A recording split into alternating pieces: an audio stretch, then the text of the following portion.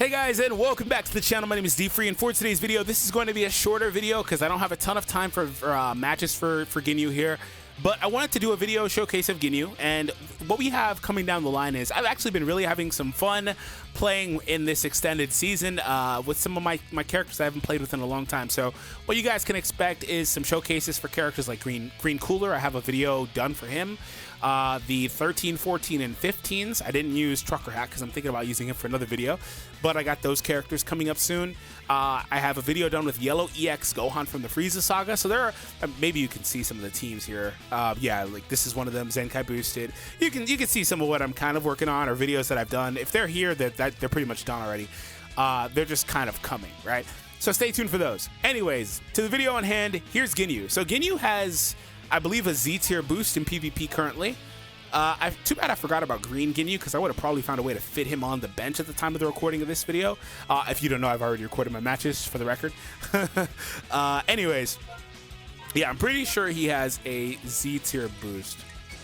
Yeah, Z tier boost for this. And basically, if you're not sure how this works, you have to have characters from the same part of the story to get that boost, which is 40% to all stats and 20% per battle member with the same episode. The episode is Frieza Saga, so that's an extra 60% to stats on a full Frieza Saga battle member based team. Okay, that's why you run the team this way. We have the Goku back there, who technically is Frieza Saga, but he won't get used. He is ZENKAI buffing GINYU as well, so GINYU is going to get a ton of buffs. So let's talk about briefly what GINYU does. Very old, outdated, power crap, wonky character. Was a free character once. I mean, he still is. He's not summonable. But I said was because they never run old events. Like these newer events, they never run any of them ever again. Like I don't know what the plan is with that, but these new ones they've been dropping with like Yellow Goku Black and Green Pod Frieza. Like they never run any of those back. I don't know why.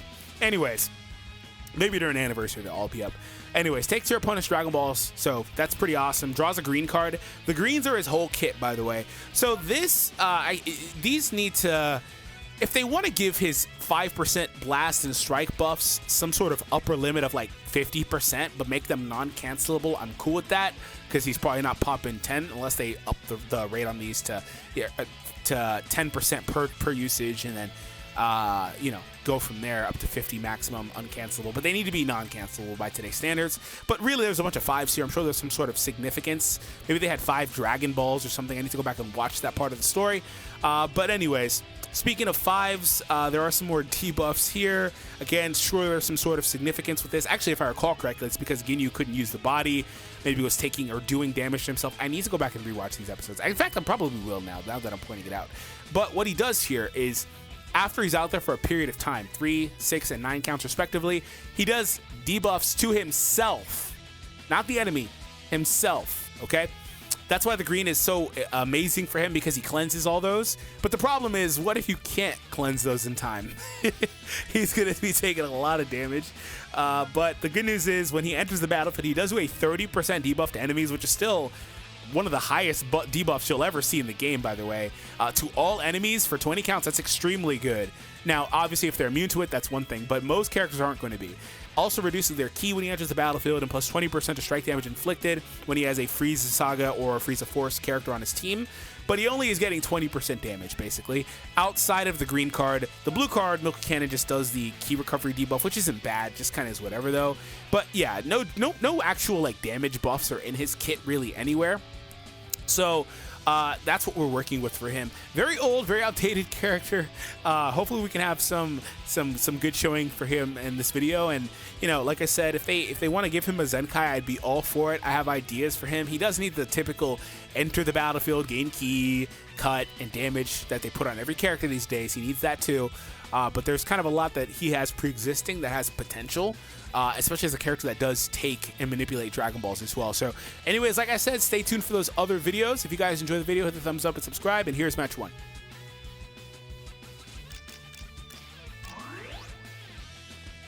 Okay, here we have a match versus a future team. So this one will be a little tough. I mean, the androids obviously are a real problem. When it comes down to them, they are probably one of the more scarier characters that I run into these days. I go for a drop combo. Let's see if we get it. We do not, unfortunately. Okay, so we're good. We're good. I'm not really ever really too much. I switched him out there, but I'm not really ever too much worried about GINYU just because his green does heal a good bit. Still a bit of a wonky character. Try to get a stop clock there, didn't get it. Still a bit of a wonky character though with GINYU, if I recall correctly. He actually gives himself debuffs in intervals. Another drop combo because they're all like blast cover units, and he's kind of worried about that. Was not very happy about not starting with a strike, but yeah, gives himself debuffs in intervals, but again, heals a lot. Also has the Dragon Ball theft, the crime of stealing Dragon Balls, so we're gonna use that whenever we need to. Also, he gets some extra damages and cancels his debuffs, so his green is solid. I wish the ratios were higher because by today's standards, I think it's just 5% or whatever. By today's standards, it's not worth anything, right? But it is what it is. Got that, try to get bait, did not land anything. So right now I'm just trying to get a PV right now. Unfortunate that he went for something so simple as a tackle, but I couldn't see through it. I know you're probably wondering why switch in right there, because it's not the right element anyway. There was two reasons. It was actually instinctive and also to get the Dragon Ball quickly there. So not kind of worried about that. The only thing I'm a little worried about is, and it's going to happen here probably, is Cell getting the revive, man, because 4 Dragon Balls is just so much if Cell gets my revive kill. And you saw I just lost it.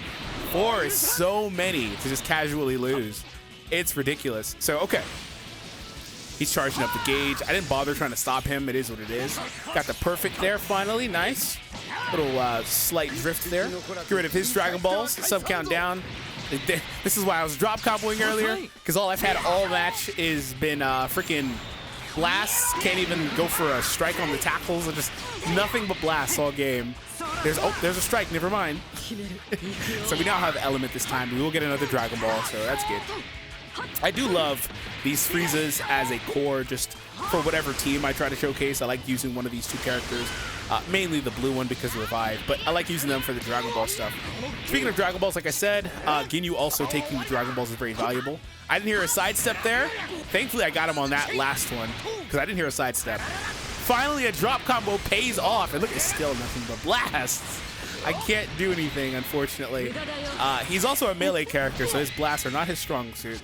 But it's just the way that this team is built. So I don't think even though I talked about how I like it, I don't think I'll probably run these 3 together because it's just there's nothing but blasts. So right now I have a decision to make. I'm gonna let the Revive character die instead of throwing in Red Frieza, who will probably get destroyed or rushed, right? Because I was looking at this Gohan, excuse me, and the fact that maybe I might get the opportunity to null, right? So I didn't mind him rushing. I actually didn't think he would, but I didn't mind him rushing with Gohan. I didn't expect to switch to Cell and then the rush. I've got to guess him here. Okay, we do guess him. We're still in this one. We still have our rush, things like that. We're still in this. Okay, that's not great, but he shouldn't see the blast. There it is. Nice, worked out. I do have a strike this time, so I don't have to worry about anything. So his strikes do decent damage. He has, I believe, a Z tier boost as well. So obviously that's part of the reason why I'm using him with Frieza Saga characters. You could make an argument he'd be better on like a different team in the leader slot, XYZ, whatever. But if you want to get that boost, you have to run them alongside characters from the same part of the story as they are. So that's really what it is. We got the kill there. 7 million rush is nothing to sneeze at. But we got the kill. Again, we're still in it. We still have Frieza's main, too, for the Vanish. We use it here. We got the boy. Again, Frieza's a huge player for this part of the match because he'll nullify on everything. And Cell also is there, and he's weak. Getting rid of the androids, big deal. So I get to keep the ult. I think there's another tackle here. Yep, I did it late because I looked at the freaking strike. And the strike fell in right when I would need it, but I wasn't expecting it, and it threw me off my game. But right now, I just leave Frieza in. Right now, the idea is if he throws a rush, even though it's a showcase, if he throws a rush, I'll throw GINYU out there to force the win, or try to force the win. The green, I don't have to worry about. Pretty much does nothing at this point of the match. The key reduction's kind of whatever. Don't really care. I think this turns into a perfect. Nope, I try to get the perfect, but doesn't matter. I don't really have any juice here.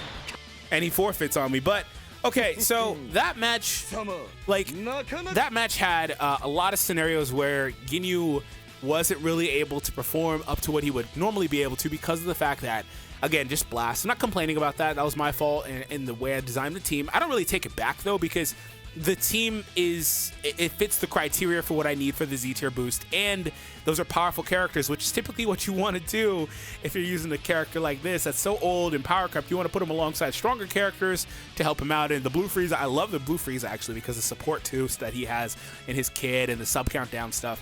So yeah, Ginyu had a few scenarios where he was okay. The 7 million rush was impressive, but let's try to get some more matches where we showcase Ginyu.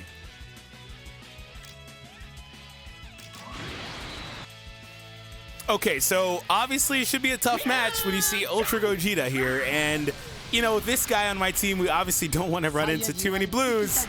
So my opponent's team is basically, what is that, powerful opponent / future / androids, but the main point is, Gogeta's in the leader slot. So we actually have a little bit of lag here. I'm not sure if this is a match that maintains lag. If it is, forgive me. I am trying to record as many matches as possible with Ginyu. And I don't really have a ton of time right now, so if it maintains lag, very rare that this happens, but I will try to stick it out and let it stay in the video.